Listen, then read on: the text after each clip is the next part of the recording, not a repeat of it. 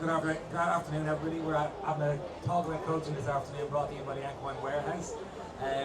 Very special guests here in Heather Coyle and Gerald Bloomer. Thank you very much for giving the time this afternoon. I'm going to start off nice and simple with just a little bit about your own background, your background and experience in competing, and how you transitioned into coaching. Gerald, I'm very aware that you were still competing, and you emphasised that point to me lots. But you're still one of our top coaches in the country, so I'd like you to talk about your experience competing and how you transitioned into coaching and what was the motivation into that space, please. I think I was very lucky as a young rider to grow up in a riding school, Brennanstown Riding School out in Wicklow. So we had a great introduction to working hunter ponies, a lot with dressage and then into eventing as well. But there was always a lot of teaching and coaching going on at home. So from an early age, I think we were involved in coaching sort of groups and kids and adults, and for me there was quite a natural flow into it. So in terms of my own riding, I have competed up to 4-star level in eventing, and I represented Ireland at Junior Europeans in dressage and Young Rider Europeans in dressage as well. So yeah, a love of two disciplines and two sports. Very good. Heather, do you want to give us a little bit of your background, please? Hi, thanks John. My background has always been in show jumping, although I did event. I evented ponies, which I thoroughly enjoyed, but ponies are very brave. Didn't enjoy it so much in horses, but I have a background in that. But show jumping for me was always my first love. First time I jumped in the RDS, we were stabled across the main road where old Goffs used to be, and a Garda used to stop traffic to let us walk across the main road. And we came across, jumped in the main arena. There was no Simmons Court at the spring show then. And I sadly missed this RDS spring show. It was a phenomenal show. But I jumped ponies, and in my day there were no ponies jumping internationally. And then I went in the junior team on a thoroughbred horse I got when I was 14, and I got him up to grade A, but there was no incentives racehorse to riding. He had raced, he just wasn't fast enough. But he was a lovely sweet horse for a young girl, and we won team silver medal at the Junior Europeans at 145. And he was a great incentive. I went from there to Gerhard Etters in Switzerland and got great experience at producing horses for selling and riding all sorts of different horses. I won a Grand Prix in Madrid in Spain. I was third in a bareback puissance. You do things when you're young that are quite insane. And now I've stopped riding because I'm broken, makes you wonder why. But I've won in the main arena in the RDS, which is hallowed ground for anyone who show jumps. And a lot of the shows in Ireland, it's lovely seeing Mill Street back jumping again. Fabulous show. And I help a lot from my competition career. I backed my husband Trevor. I backed him in his show jumping career. We couldn't afford 2 sets of horses. So I would have produced the young horses and we sold them. And he focused on the grade A's. And so it was an interesting background, but Dublin Horse Show is particularly special. In my day, Gerald, you're too young, but we would have come here to the spring show, and it was grade A jumping only in the main arena. Yeah. And then after that, we had the SJI spring show. Again, we jumped in the main arena. They divided it into 2. Yeah. And it was a great selling point. The dealers, foreign dealers used to stand up in the Anglesey stands and they'd come down and buy the horses. And then we had the horse show. And then we had the Dublin Indoor International. It was a World Cup qualifier. And we had 4 times we came to Dublin and jumped here. It was great times. Yeah. I'm sure you probably remember it. We'll be passing that one out. I'm sure you probably remember the spring show, Gerald. I competed in the spring show. I was about to say, you're not that old. Not that young. I've got this back working now, sorry. So transitioning from your competing days, so Gerald, you mentioned Brennanstown, your influence there. So is there any experienced coaches that really had a positive impact on you? So as you were competing and the motivation, how they dealt with you and how they got the message across to you? I think I was very lucky in my sort of riding years to be based with some great trainers. When I was 18, I won a scholarship called the Balasair Training Scholarship, where they picked 4 young riders from Europe, and we went to the Isle of Man for 7 months. And then from there, I took 2 horses to train with Ingrid Klimke. And Ingrid, for me, was an amazing sort of role model, very, very inspiring, being in Germany and watching the system and the methodology, and a very, very classical dressage training system. And Ingrid, I think, is unbelievably unique as a rider, because not only is she sort of multiple medal winning event rider, she is now about to compete on the German dressage team at the European Championships. So to be, a team rider for Germany in dual disciplines is pretty unheard of. Yeah. Although, as I say it, Sandra Aufarth is actually, I think, jumped on the Nations Cup team here yesterday for Germany, and again, she's a very prominent eventing rider in Germany. But that's in terms of education and the coaching quality that I got there, that stayed with me forever. And I was also lucky to be based with Carl Hester for sort of 7 or 8 months, 2 years running, and I think it's unbelievably fortunate to have been in those yards and seen and learned from those people. That sounds like some incredible experience. Is there any defining traits that was commonality among all those high performance athletes and high performance coaches you were working with? I think dedication. I mean, there's no days off. It's at that level, it's sort of all-consuming for those riders and coaches. But I think seeing the system in both Germany and in England, and it's at that time it was a little bit different. But the dedication, the horsemanship, and again, I have to say, I think I was very fortunate that in both of those yards, absolutely horse welfare was completely paramount, and I saw very, very positive training systems, always with the best interest of the horse prioritized. So for me, that was fantastic, and it's something which I've tried to bring back into my training. And I think what both of those people have achieved with their horses and their riders is incredible. Both of those individuals, I think, really have a legacy both in Germany and in Great Britain as well. So, yeah. I'm going to keep passing this. Keep going on.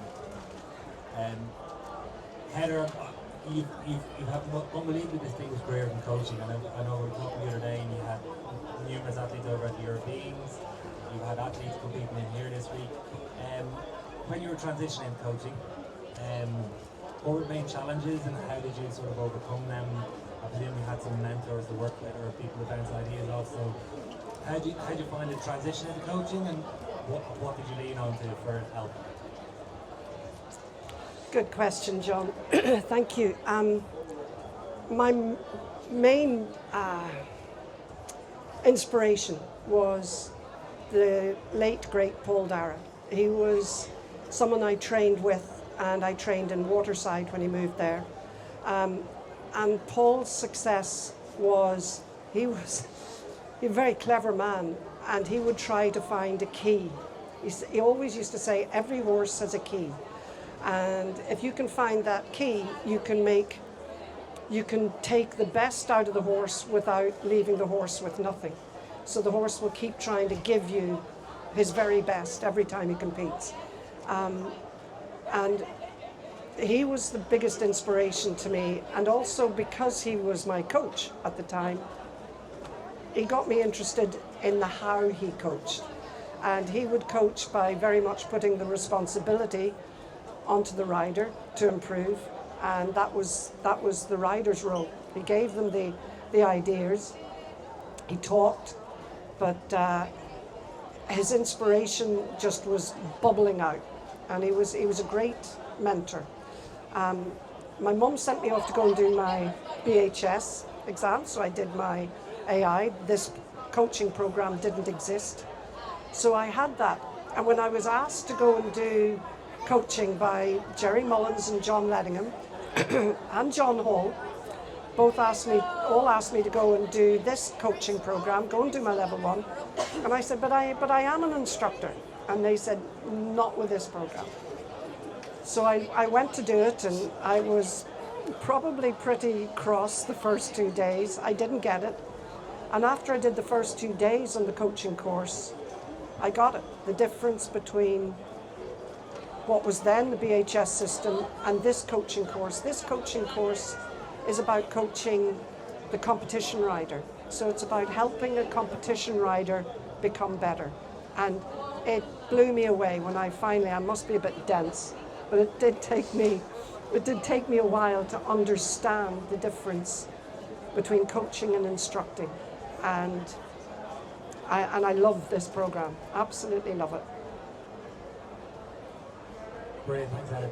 So, some of the differences you found when you're discovering the difference between instructing and coaching, how did you apply that? What were there's a huge crossover there from telling and instructing to coaching and gathering information. You mentioned Paul there about how he challenged the athletes and held them accountable. So, what techniques do you use to work with your clients and hold them accountable and make sure that you're getting the best out of them and getting the information from them? Again, good question. No, putting people on the spot. I'll use a quote from today. So I have a lovely young rider I've been teaching since she was 12. No, 12. We did 128 since she was 10. And she was jumping a 6-year-old pony in the 6-7-year-old 148 final today.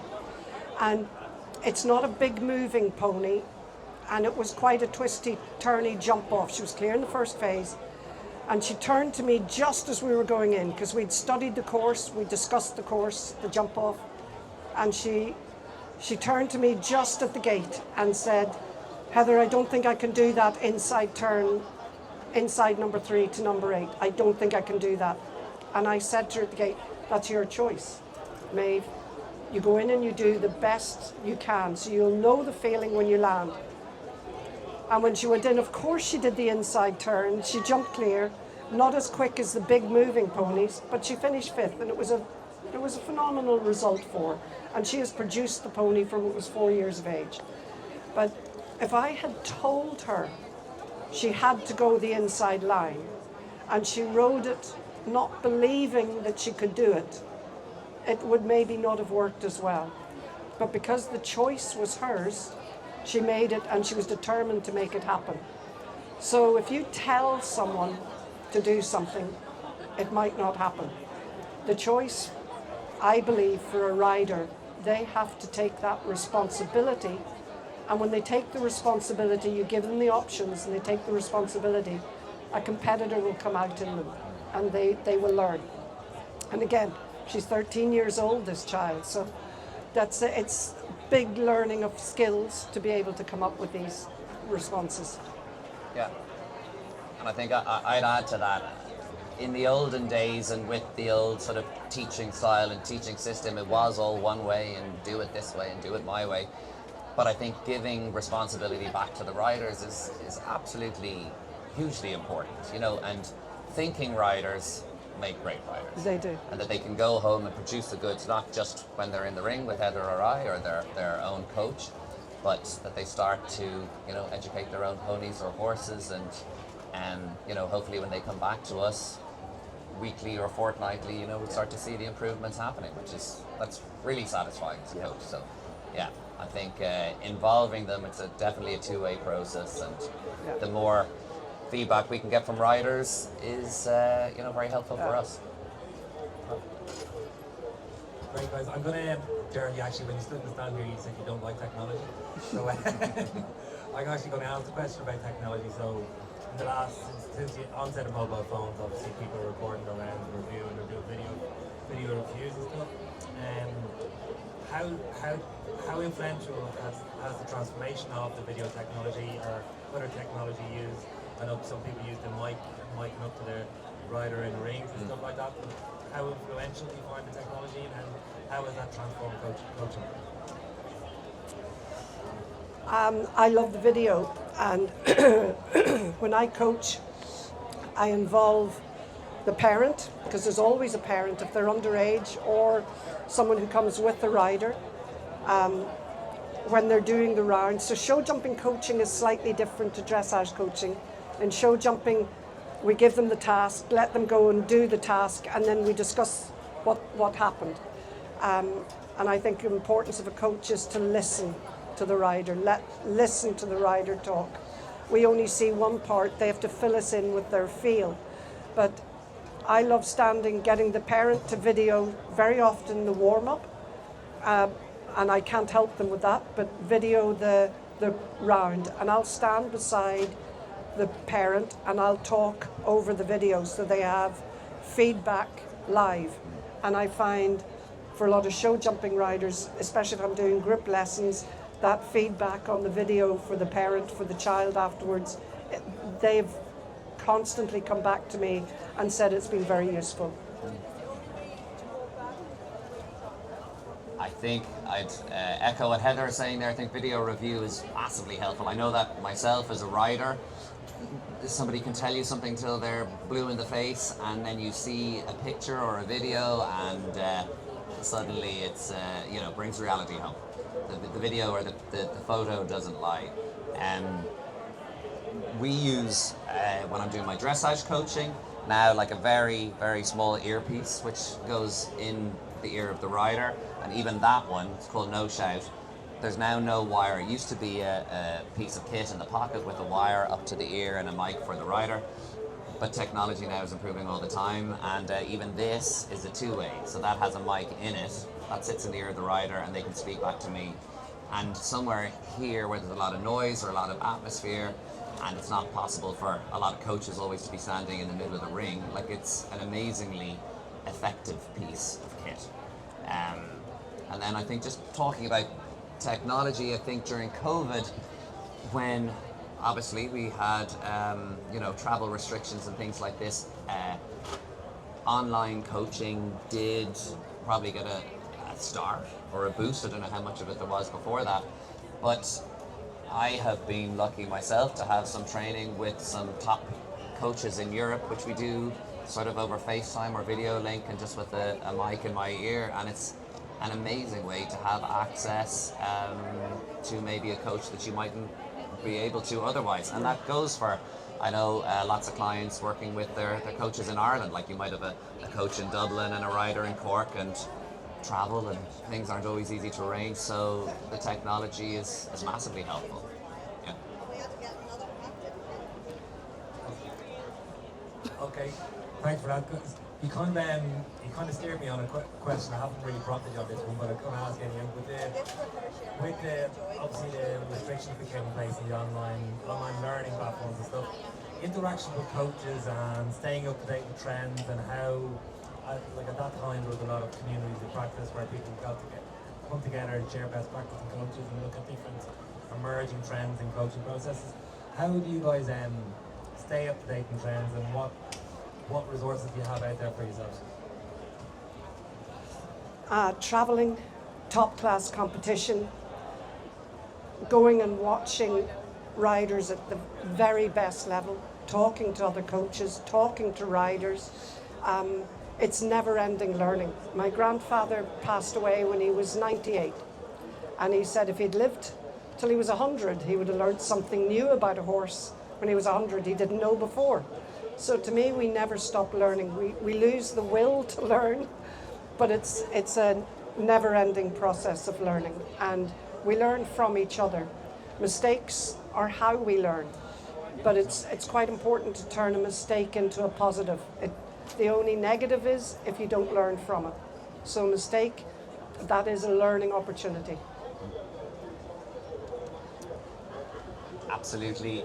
I think there are a lot of great coaches in the various different equestrian disciplines here in Ireland, and whenever I get an opportunity to go and listen to somebody good, I always jump at the chance to do it. And I think we do, even sometimes, I think Heather and I would agree, when we're delivering these coaching courses for Horse Sport Ireland, and we have coaches coming into the arena, and sometimes somebody might use a turn of phrase or something in the middle of the session that you're like, God, that's gold, and you can take it and you can use it. And it just might be a very simple way of articulating something. But I think, we never stop learning, and I think that's a great thing about our sport. And I've just started back to competing and riding after a sort of a 3-year hiatus from it. But I think even everything I learn as a rider, in the training that I'm doing myself, I can then feed back into my coaching as well. So it's a never-ending process. Yeah. Thanks, Gerald. I feel like you're steering this conversation as we're coming to a close. You're leading me on this brilliantly, but I want to sort of bring it back to the coaching program. And two of you are really well established coach developers and coach developers assessors space. Can you give us a bit of a flavour of what the program is and what the value it is for coaches stepping onto the program and why they should get involved in our pathway? Insurance, number one. So if you're a coach, or if you would like to go down the coaching road, you should look at this course, because it is a competition-based coaching course. It starts off with the level introduction, which gives you an insight into the course. It's a 1-day course and lets you sort of get a feel for the whole of level 1. Level 1, we have your national development coach, which is your grassroots coach, which is one of the most important coaches to start everyone off on the right pathway. And the performance coach is your fast track towards level 2. So a lot of riders who've been competitors like to come onto the coaching course. It is maybe the next phase in their development as a rider. And to understand the different role as a coach. A rider does not make you a coach. The coaching course helps you to understand and develops you as a coach. So coach has a responsibility for the mental influence on the rider, so the rider can understand and develop their riding skills.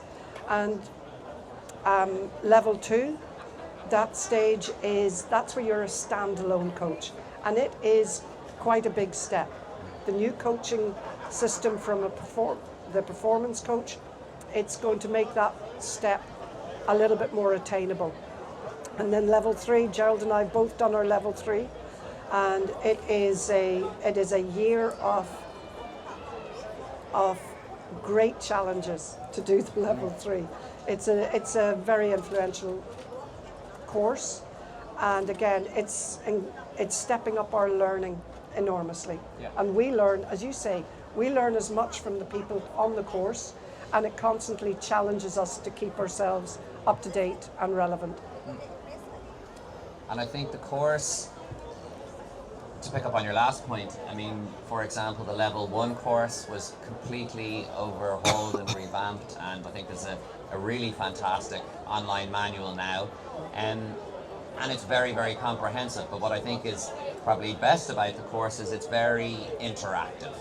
And I think as coach developers, we've been involved in a number of courses together at this stage, but it's very involved. And everybody who comes on the courses has a lot of opportunity to stand up on their own 2 feet and to coach, which can be a little bit of a daunting experience for some of those people at the beginning.